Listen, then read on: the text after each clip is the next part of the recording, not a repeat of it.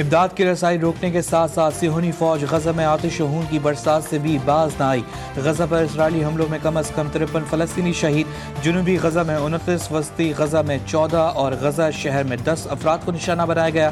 غزہ میں شہادتوں کی مجموعی تعداد 56,225۔ اسرائیلی فوج کی ایک اور دہشت گردی، غزہ کی طرف امداد لے کر جانے والے گلوبل سموتھ فلوٹیلا پر اسرائیل کا دعویٰ، 40 سے زائد کشتیوں پر مشتمل فلوٹیلا کو گھیرے میں لے لیا، کئی کشتیوں پر پانی کی توپیں چلا دی۔ اسرائیلی فورسز نے 200 سے زائد افراد کو حراست میں لے لیا۔ ترجمان فلوٹیلا نے بتایا کہ اسرائیلی فوج نے بعض کشتیوں کا انٹرنیٹ کنیکشن بھی معطل کر دیا۔ چند کشتیوں سے اب بھی ویڈیوز موصول ہو رہی ہیں۔ اسرائیل کا موقف ہے کہ امداد غزہ پہنچانے کے لیے صرف محفوظ سرکاری چینلز استعمال کیے جا سکتے ہیں۔ اسرائیلی وزارت خارجہ نے دعویٰ کیا کہ تمام کارکنان محفوظ ہیں۔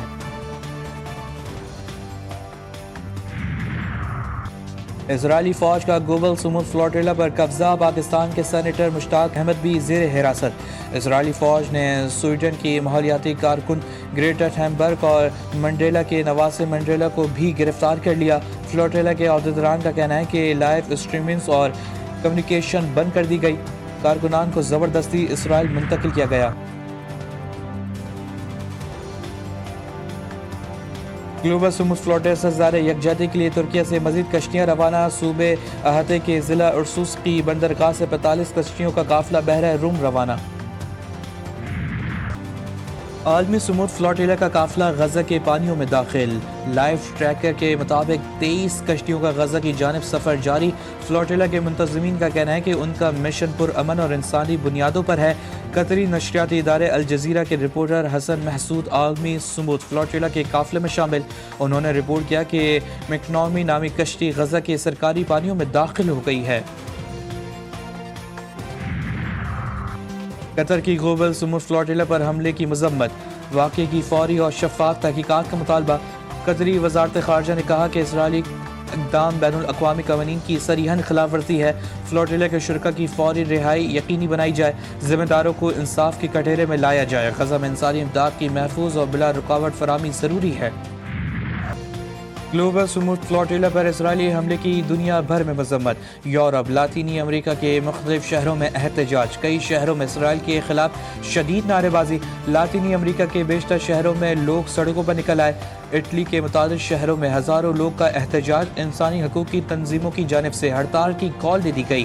اینتھنس میں بھی شہریوں کی بڑی تعداد سڑکوں پر نکل آئی، برلین کے شہریوں کی بھی فلوٹیلا پر غیر انسانی حملے کی مذمت، براسلز میں بھی عوام سربراہ احتجاج، ترکیہ میں بھی فلوٹیلا پر حملے کے خلاف احتجاج کیا گیا، کولمبیا کا اسرائیلی سفارتکاروں کو مکمل ملک بدر کر کے تجارتی معاہدہ ختم کرنے کا اعلان۔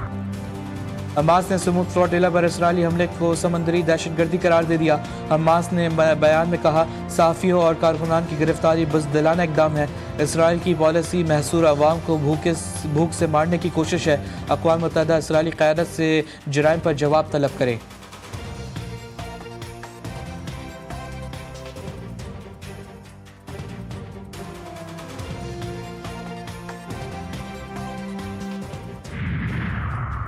جلال پور پیروالا میں سیلابی صورتحال برقرار، مشرقی حصے میں اب بھی 8 سے 10 فٹ پانی موجود، موٹر وے M521 میں روز بھی بند، 20 کلومیٹر کا ٹریک 13 مقامات پر متاثر۔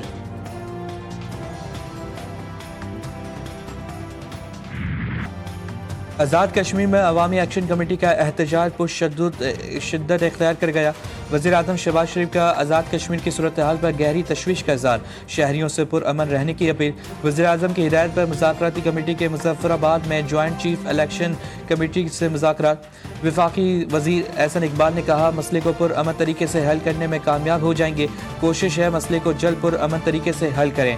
امیر مقام کا کہنا تھا کہ بہت سے معاملات میں اتفاق کا رائے پایا جاتا ہے، کوشش کر رہے تمام اسٹیک ہولڈر سے بات کر کے مسائل حل کریں۔ قمر زمان قائرہ بولے، اپنے ساتھیوں کے جائز مطالبات پر ان کے ساتھ ہیں، وزیر اعظم شہباز شریف خود اس مسئلے کو دیکھ رہے ہیں۔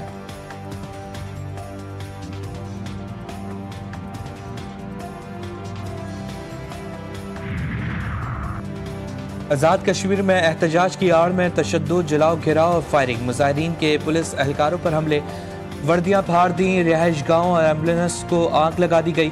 زخمی پولیس اہلکاروں کے مطابق اسلحہ چھین کر فائرنگ بھی کی گئی۔ کہا شر پسندوں نے ہماری رہائش گاہوں کا گھیراؤ کیا، سامان جلایا اور ایمبولینس تک کو تباہ کر دیا۔ پولیس نے پرامن احتجاج کی اپیل کی مگر مظاہرین باز نہ آئے۔ پرتشدد واقعات میں 6 شہری اور 3 پولیس اہلکار شہید۔ پرامن احتجاج ہر کسی کا حق ہے، لیکن قانون ہاتھ میں لینے کی کسی کو اجازت نہیں دی جائے گی۔ چند شرپسند عناصر دشمن کے ایما پر آزاد کشمیر کے امن کو خراب کرنے کی کوشش کر رہے ہیں، ان کے مذموم مقاصد کو کامیاب نہیں ہونے دیں گے۔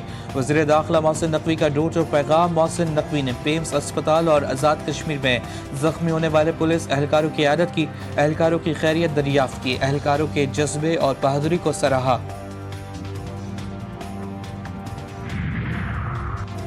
اسلام آباد پریس کلب پولیس کا دعویٰ، اہلکاروں کی صحافیوں پر تشدد۔ نیشنل پریس کلب اسلام آباد کے باہر عوامی ایکشن کمیٹی کے متعدد کارکنان گرفتار۔ اسلام آباد پولیس عوامی ایکشن کمیٹی کے کارکنان کی گرفتاری کے لیے پریس کلب میں داخل ہوئی۔ گرفتار کارکنوں میں خواتین اور وکلا بھی شامل۔ وزیر داخلہ کا نوٹس، آئی جی اسلام آباد سے رپورٹ طلب کر لی۔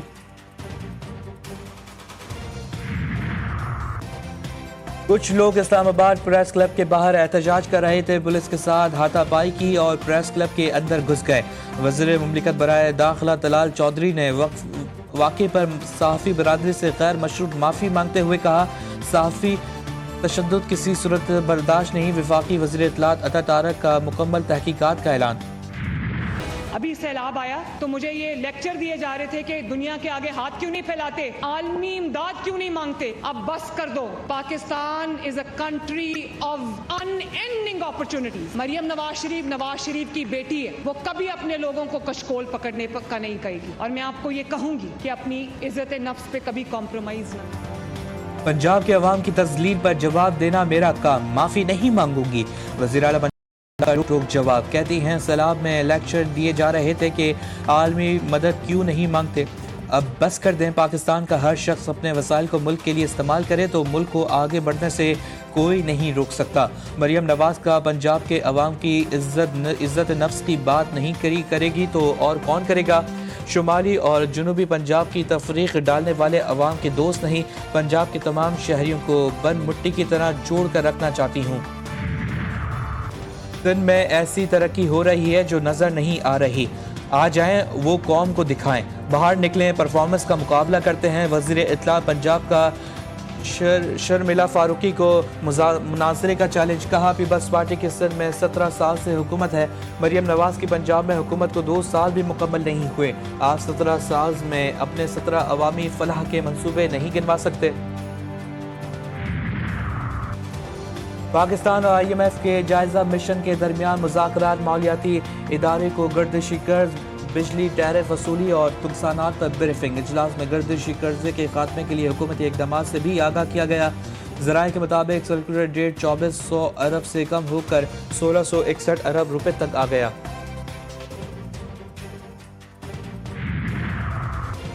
بانی پی ٹی آئی اور بشرا بی بی کے خلاف توشہ خانہ چور کیس، وکیل سلمان صفدر کی عدم دستیابی کے باعث سماعت ملتوی۔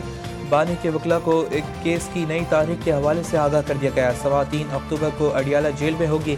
بانی پی ٹی آئی کے وکیل گواہ محسن ہارون پر جرح کریں گے۔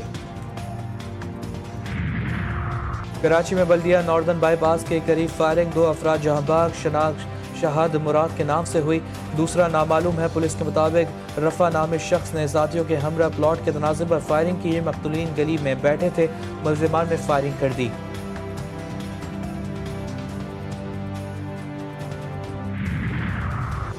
کراچی کے علاقے پہلوان گوٹ سے نوجوان کے قتل کی ہولناک واردات، لاش کی شناخت امداد حسین کے نام سے ہو گئی۔ کچرا کنڈی سے مقتول کا سر اور مکان سے ڈھر برآمد ہوا، پولیس نے کارروائی کرتے ہوئے قتل کا معاملہ حل کر لیا۔